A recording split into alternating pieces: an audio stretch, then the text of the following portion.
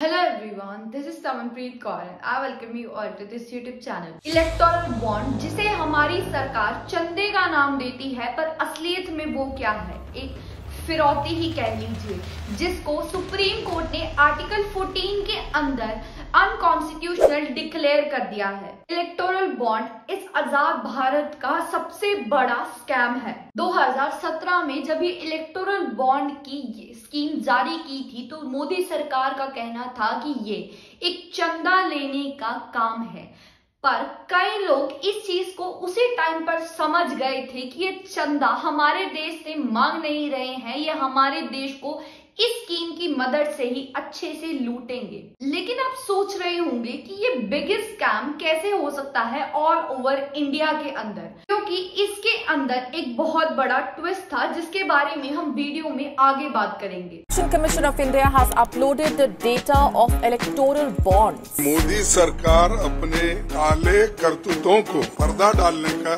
कोशिश कर रही है। I think you've based yourself on huge assumptions. Who owns Future Gaming and Hotel Services Private Limited? Martin. Santiago Martin. इतने सालों से हमारे देश के अंदर ओपन और शट फिरौती चल रही थी, लेकिन हमारे देश की जनता को इससे कोई फर्क नहीं था, क्योंकि उन्हें इस चीज के बारे में बीजेपी सरकार कोई भनक तक नहीं लगने दे रही थी।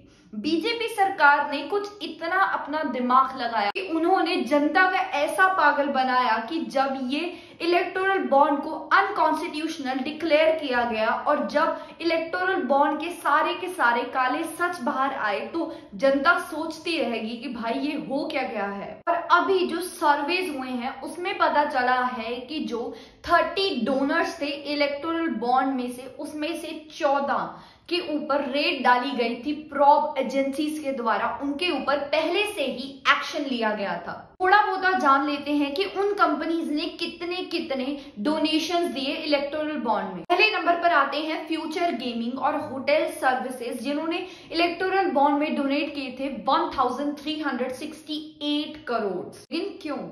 हो सकता है कि जो इनके ऊपर इल्जाम लगाए गए थे वो बीजेपी सरकार ने हटवाने का उन्हें कहा हो, तो उसकी वजह से उन्होंने इतने ज्यादा डोनेशन दे दिए हो इलेक्टोरल बॉन्ड में। Megha engineering and infrastructure limited ने डोनेट किए 966 करोड़ रुपीस, क्योंकि 2019 से ही इनके ऑफिसेस पर इनकम टैक्स की रेट डलने लग गई थी। यही सब केसेस रिपीट होते हैं 29 डोनर्स के साथ। तीसरे नंबर पर हाल्दिया एनर्जी लिमिटेड 377 करोड़, क्योंकि मार्च 2022 में सीबीआई ने इनके खिलाफ एक्शन लेने शुरू कर दिए थे। बहुत फेमस कंपनी वेदांता लिमिटेड, इन्होंने डोनेट किए या खरीदे इलेक्टोरल बॉन्ड 400 करोड़ रुपीस में, क्योंकि अगस्त 2022 में ईडी ने इनकी ही एक ग्रुप कंपनी TSPL के ऊपर रेड डाली थी, और वो भी मनी लॉन्ड्रिंग के केस के अंदर। और ऐसी कई कंपनीज है जिनके साथ ऐसा हुआ है।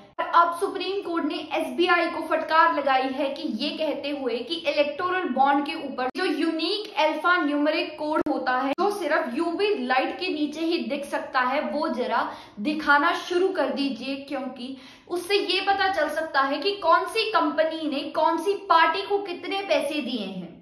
अभी एक इंटरव्यू में अमित शाह होम मिनिस्टर ने इलेक्टोरल बॉन्ड्स के बारे में एक झूठ बोला, तो आप खुद ही सुन लीजिए। भारतीय जनता पार्टी को अप्रोक्सीमेटली 6000 करोड़ के बॉन्ड मिले हैं। टोटल बॉन्ड 20,000 करोड़ के, तो 14,000 करोड़ के बॉन्ड कहाँ गए? झूठ बोलो, बार बार झूठ बोलो। उनका कहना था कि टोटल बॉन्ड्स 20,000 करोड़ की बेची गई, जिसमें से 6,000 करोड़ के बॉन्ड्स बीजेपी को मिले, लेकिन जो 14,000 करोड़ बचे हैं वो किसके पास गए? कई मीडिया कंपनीज ने इसी झूठ को अपने आर्टिकल्स में डाल दिया विदाउट क्रॉस चेकिंग कि ये क्या चीज असलियत में है या अमित शाह झूठ बोल रहे हैं।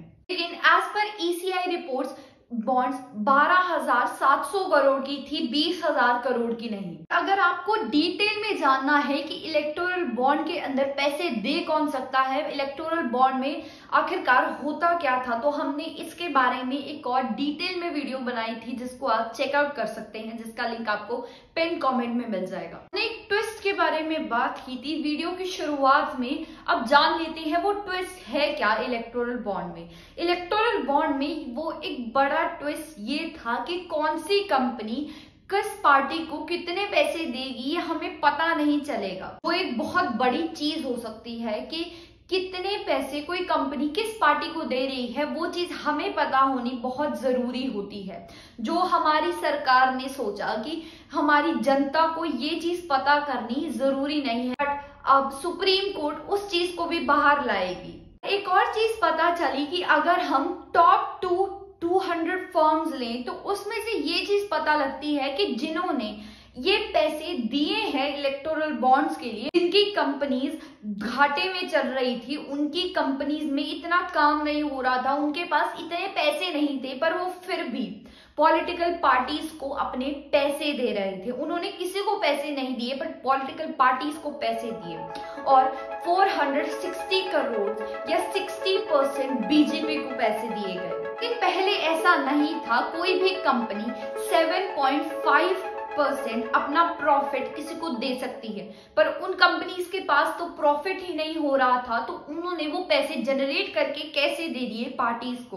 पूछने वाली बात है। अब एक ही चीज यहाँ पर बाहर आएगी कि ये सारे पैसे जो इलेक्टोरल बॉन्ड्स में लग रहे थे, ये सिर्फ ब्लैक मनी है, काला धन है, जो पहले बोरियों में भर भर के पॉलिटिकल पार्टीज लेकर जाती थी, पर अब वो इन्हें इलेक्टोरल बॉन्ड्स का नाम देकर अपने पास रख रही हैं। इलेक्टोरल बॉन्ड्स एक बॉन्ड का में एक कॉमेडी मूवी का सीन ज्यादा लग रहा है। कहीं पर एक इंसान जो लेबरर था किसी टाइम पर म्यांमार में, उसको अब लॉटरी किंग बुलाया जाता है। उसकी कंपनी ने इलेक्टोरल बॉन्ड्स में पार्टीज को सबसे ज्यादा पैसे डोनेट किए। But who owns Future Gaming and Hotel Services Private Limited? Santiago Martin. Santiago Martin. Santiago Martin. जैसे बिहार चीफ मिनिस्टर नीतीश जी का कहना है कि उनकी पार्टी 10 अप्रैल 2019 को एक मिस्ट्री मैन उनके ऑफिस में आया, वहां पर एक एनवलप रख के चला गया, और जब उन्होंने वो एनवलप खोला, उसके अंदर चेक किया तो वहां पर